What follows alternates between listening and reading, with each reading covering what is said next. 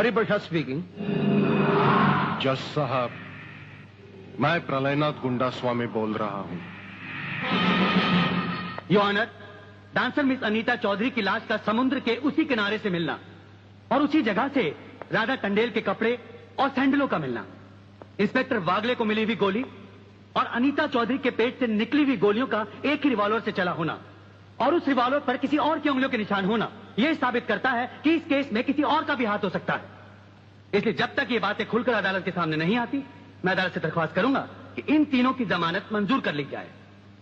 Your honour, मेरे फाजिल दोस्त ने बड़ी आसानी के साथ कह दिया कि इस केस में किसी और का हाथ भी हो सकता है, लेकिन ये बात कहते हुए मेरे फाजिल दोस्त भूल गए कि अनीता चौधरी की लाश के पास संजय चौहान का पर्स भी मिला है। Your honour, miss Radha Tandel जिनके साथ बलात्कार हुआ, उन्होंने अस्पताल में पुलिस इंस्पेक्टर के सामने इन तीनों की शनाख्त की है। योर ऑनर, इसके अलावा डॉक्टर गुप्ता की रिपोर्ट मौजूद है। इन तमाम बातों से जाहिर है योर ऑनर कि रेप और मर्डर इन्हीं तीनों ने एक साथ मिलकर किया है। लिहाजा मेरी कोर्ट से गुजारिश है कि इनकी जमानत किसी भी कीमत पर मंजूर नहीं की जाए। सरकारी वकील की दलीलों को मद्देनजर रखते हुए यह अदालत संजय चौहान, आलोक वर्मा और अली खान की जमानत नामंजूर करती है और इन्हें पुलिस की हिरासत में रखने का हुक्म देती है।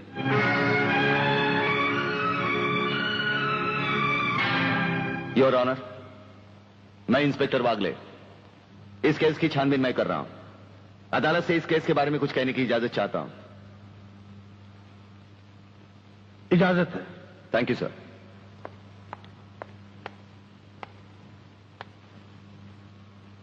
योर ऑनर, इंसाफ के इस मंदिर में आपको न्याय करते हुए कई साल हुए होंगे और इन सालों में आपके सामने रेप और मर्डर्स के अनगिनत केसेस भी आए होंगे। क्या उन अनगिनत केसों में आपके सामने कोई ऐसा केस आया है जहां कत्ल और बलात्कार करने वाले ने जिसके ऊपर बलात्कार किया है उसे खुद अस्पताल पहुंचाया हो?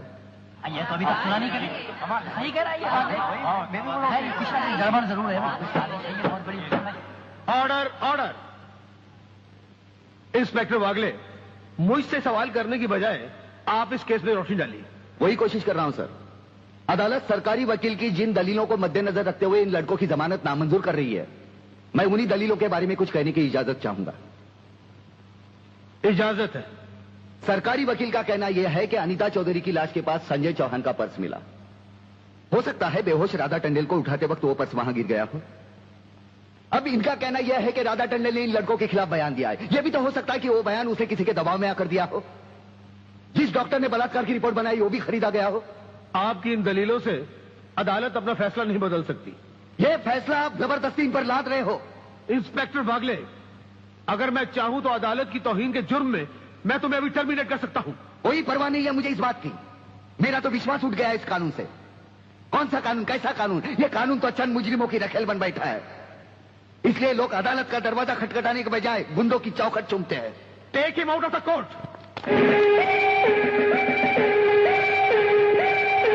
अगर जिंदगी में किसी से रिश्वत ना ली हो तो ही मुझे हाथ लगाना।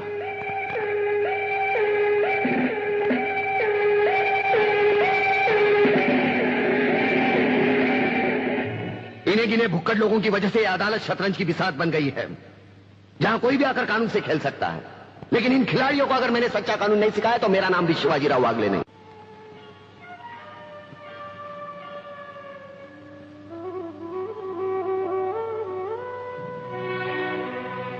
नहीं यार, इस तरह तो हिम्मत हार के हम बिना फांसी के ही मर जाएंगे। ये क्या हो गया तुम दोनों को यार? अली, सोचता हूं मेरी बहन शांति पर क्या बीत रही होगी। मुझे पढ़ा लिखा कर एक बड़ा इंसान बनाने के लिए क्या कुछ नहीं किया उसने। लोगों के घर में काम कर करके अपने हाथों पे मेहंदी की जगह छाले डाल ली उसने। आलोक, तुम्हारी तो वो सिर्फ बहन है, मगर मेरे लिए वो बहन भी है और मां भी है।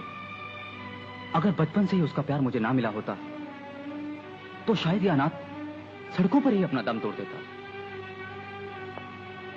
मेरी मां पर भी क्या बीत रही होगी।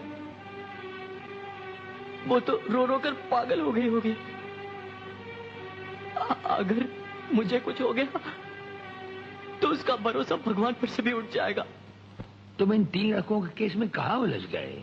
हो सकता है इन बच्चों का केस महज इत्तेफाकी हो। इत्तेफाक नहीं है सर।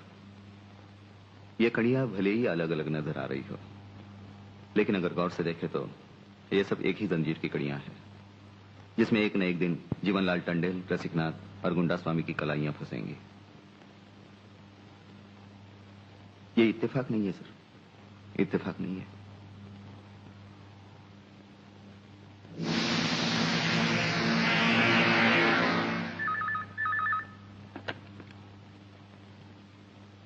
हेलो सर, मैं तुम्हारी आवाज अच्छी तरह पहचानता हूं जेलर। तुम वहां से कुछ नहीं बोलोगे, सिर्फ सुनो, क्योंकि जब से तुम्हारी जेल में सूर्यदेव सिंह आया है, तुम्हारे दीवारों के भी कान हो गए हैं। मुझे वागले और उसकी मीटिंग का पता चल चुका है। वो 3 लौंडों के केस की सीढ़ी बनाकर मुझ तक पहुंचे। उसके पहले उसकी सीढ़ी के हर डंडे को काटकर फेंक दूंगा मैं। सुनो जी। मुन्ना और उसके खतरनाक खूनी साथियों को आज रात को पुलिस की वर्दी में जेल से बाहर निकाल दो और उनको समझा दो पुलिस स्टेशन जाकर उन तीनों लड़कों का बेल आत्महत्या के नाम पर फाड़ दे।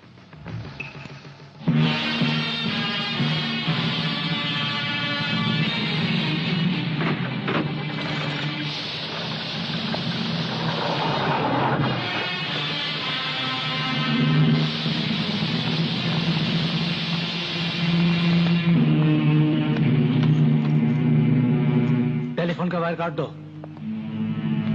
अब इसे बांध दो।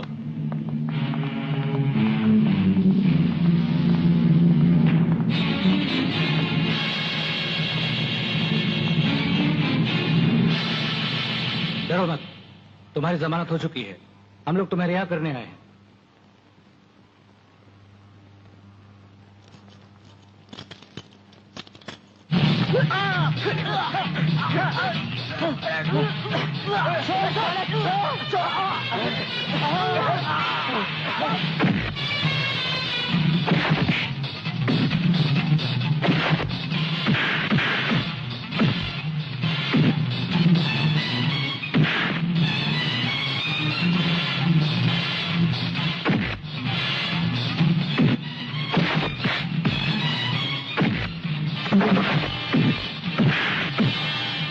समझना मत संजू।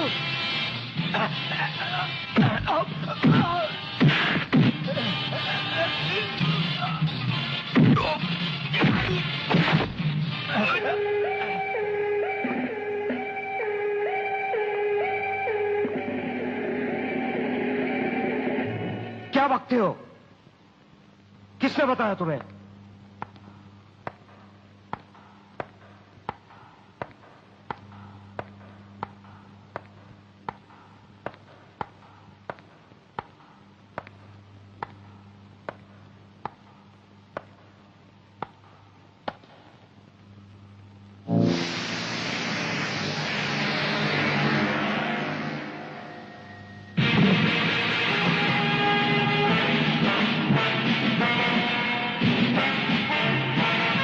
कुछ ही देर पहले तुम जेल की कोठरी में बंद थे, फिर वहां से निकले कैसे?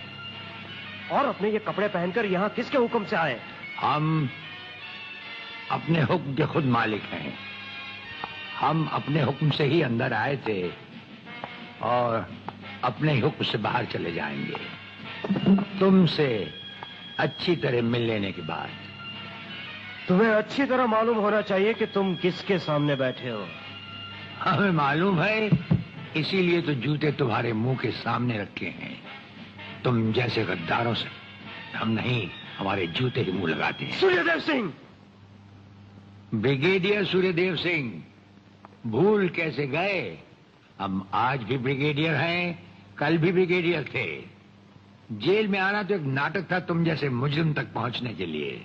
और ये रहे तुम्हारे काम के कागज। ये हमारा रिहाई का ऑर्डर और ये है तुम्हारी गिरफ्तारी का वारंट।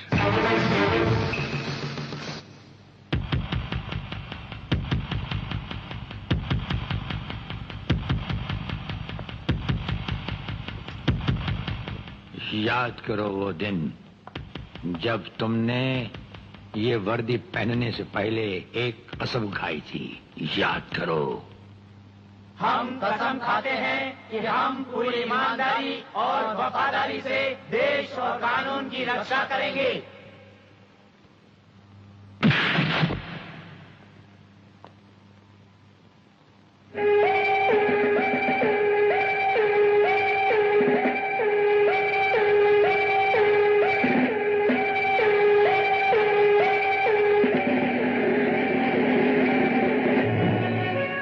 नंगों की बारात में ये वर्दी वाला दूल्हा नहीं जाएगा वागले, इसके भी कपड़े उतार डालो।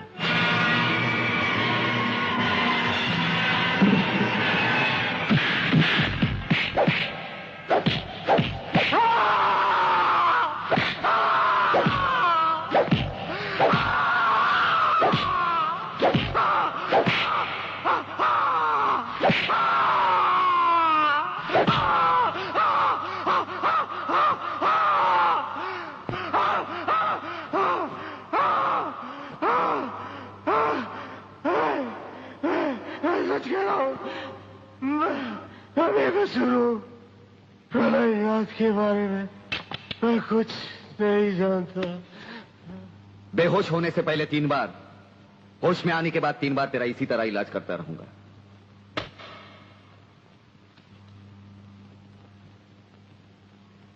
साथियों, तुम लोगों को शायद यह मालूम नहीं कि यह प्राइवेट और इमरजेंसी मीटिंग मैंने क्यों बुलवाई। इसलिए कि सूर्यदेव सिंह जेल से छूट चुका है और अब वो खतरा बनकर हम सबके सर पर मंडरा रहा है। मगर 1 साल से पहले वो छूट कैसे गया?